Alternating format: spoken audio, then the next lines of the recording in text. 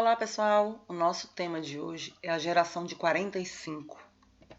Tratando do contexto histórico, nós temos aí o fim da Segunda Guerra Mundial, a Europa começando a se estabilizar, passando por um processo lento de reconstrução, e o mundo se dividindo em dois blocos, o capitalista, liderado pelos Estados Unidos, e o socialista, que é comandado pela ex-União Soviética. O Brasil se aliou aos norte-americanos porque ele é contra a expansão do comunismo. E nós temos aí muitos intelectuais que acabaram sendo perseguidos. Escritores famosos como Graciliano Ramos, Raquel de Queiroz, Jorge Amado, tiveram suas obras queimadas em praça pública, alguns foram presos, outros exilados, justamente acusados de comunistas. Em 46, os militares depõem Getúlio Vargas, a presidência é assumida pelo general Eurico Gaspar Dutra. Mas nas eleições de 51, Getúlio volta ao poder e volta idolatrado, volta forte. Mas o mandato não se conclui. O exército pressiona Getúlio a sair e Getúlio acaba optando pelo suicídio. E aí houve uma repercussão popular muito grande, uma comoção muito grande do povo e, consequentemente, a convocação de uma nova eleição, que elegeu Juscelino Kubitschek. O Brasil, nessa época, vivia um momento de grande desenvolvimento econômico que foi justamente intensificado no governo de JK. JK prometeu um grande avanço histórico naquele lema de 50 anos em 5.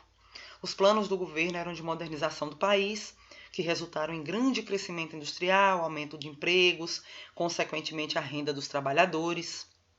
Devido a esse desenvolvimento, grandes realizações como a construção de Brasília e a estabilidade política, houve períodos de muito otimismo, que foram chamados de anos dourados. As atividades do mercado editorial no país também foram fundamentais no desenvolvimento. Medidas do governo para isenção de impostos sobre o livro, incentivo para a indústria de papel nacional, resultaram em expressivo crescimento. Um exemplo disso foi o ano de 1962, que teve uma produção de 66 milhões de livros. O progresso aconteceu em ritmo acelerado. As casas já contavam com telefones, televisores, eletrodomésticos. Os ônibus tiveram que dividir espaço com os carros. Muitos produtos, tendências norte-americanas chegaram ao nosso país e mudaram o comportamento dos brasileiros. Né? A Coca-Cola, por exemplo, o rock and roll, influenciaram muito as pessoas aqui, mas não todos os setores da sociedade. Alguns consideravam essa invasão dos novos hábitos prejudicial, e aí o governo de JK passou a ser criticado. Em 1955 acontece o Festival de Música da Vanguarda do Teatro da Arena, que vai definir uma exposição no Museu da Arte Moderna, trazendo as propostas concretistas que vão se opor a essa geração de 45. Não posso deixar de falar que o nosso cenário cultural ele vai refletir um quadro de mudanças. A gente vai ter a criação do teatro brasileiro de comédia, e aí grandes autores vão ganhar destaque, como Oscarito, Grande Otelo, Desi Gonçalves, Tônia Carreiro, Fernanda Montenegro. O rádio também vai trazer grandes ídolos, como Calbi Peixoto, Marlene, Ângela Maria, Emilinha Borba. Tudo isso vai fazer parte do novo Brasil. O Brasil vai revelar uma máquina de fazer astros instantâneos e vai modificar de modo irreversível o perfil da produção cultural brasileira. Bom, agora falando um pouquinho do pós-modernismo, nós temos aí um conceito de pós-modernidade sendo discutido por muitos historiadores, sociólogos, críticos da arte. O pós-modernismo foi basicamente um movimento cultural de mudanças expressivas em vários segmentos sociais. Houve modificações nas artes, na filosofia, na sociologia, como também na ciência. Sacudido pela Segunda Guerra Mundial, o mundo ansiava por mudanças significativas. O movimento modernista já não respondia mais a esses anseios sociais. Esse conceito do pós-moderno, que foi criado em 1945, ele foi modificado posteriormente nos anos 60 numa segunda fase. Essa segunda fase ela vai acontecer justamente com o surgimento da internet, que passa a ser chamada de era digital. Então, tratando um pouquinho do pós-modernismo, nós temos aí grandes consequências logo após a Segunda Guerra Mundial. O pós-modernismo ele nasce da ruptura com algumas certezas e definições que sustentavam conceitos do campo social, político, econômico, estético. O que importa no mundo contemporâneo é a individualidade. A solidariedade, a busca do bem-estar social, tudo isso é posto em segundo plano. No centro da sociedade, o destaque vai para o indivíduo e ele reina ali absoluto. As fronteiras entre as ideologias da direita, da esquerda, do bem, do mal, do certo, do errado, beleza e feiura, elas vão se tornar menos nítidas. Os artistas começam a questionar os modelos considerados modernos. Nós temos aí, dentro do que a gente chama de pós-modernismo, a matéria ganhando destaque. As coisas agora podem ser tocadas, cheiradas, fazem barulho, refletem luz, projetam sombras.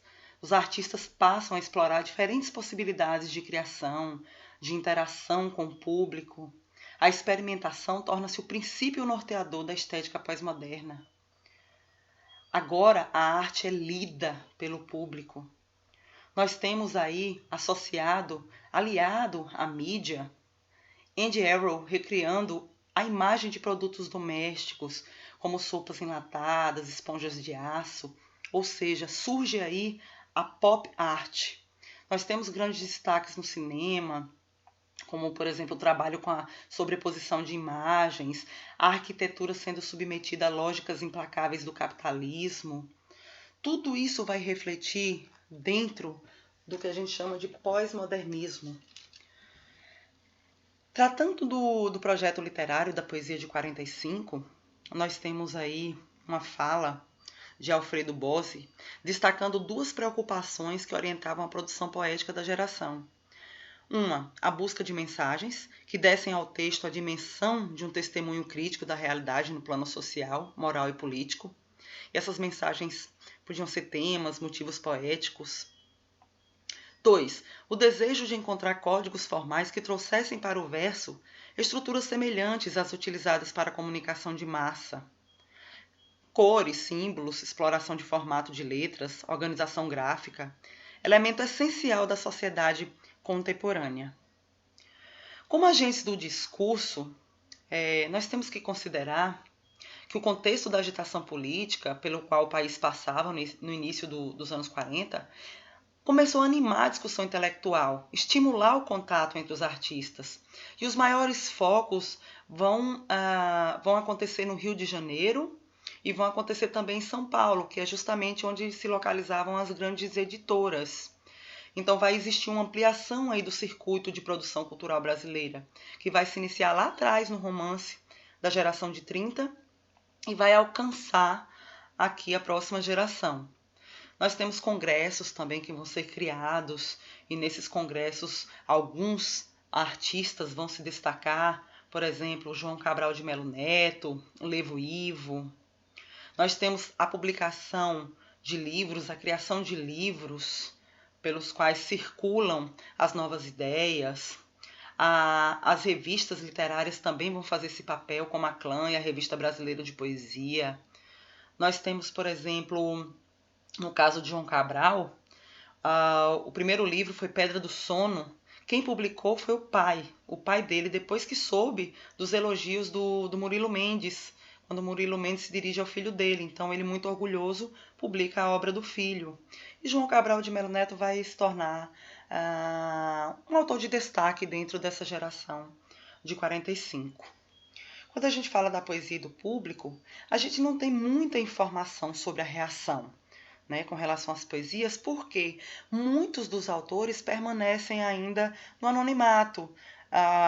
Não se lê muito a poesia de 45, ela é pouco conhecida dos brasileiros, e apenas João Cabral, ele é bem falado, ele é bem conhecido entre nós, porque ele publicou Morte e Vida Severina. Então esse poema essa poesia ganhou muito destaque entre a população.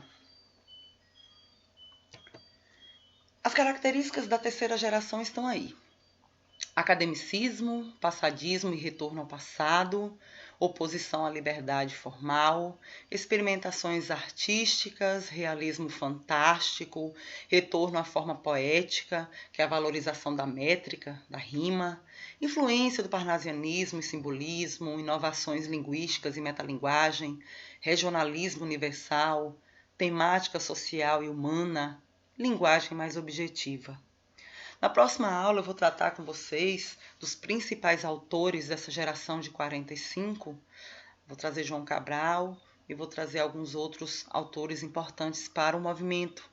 Eu espero vocês lá. Um grande abraço.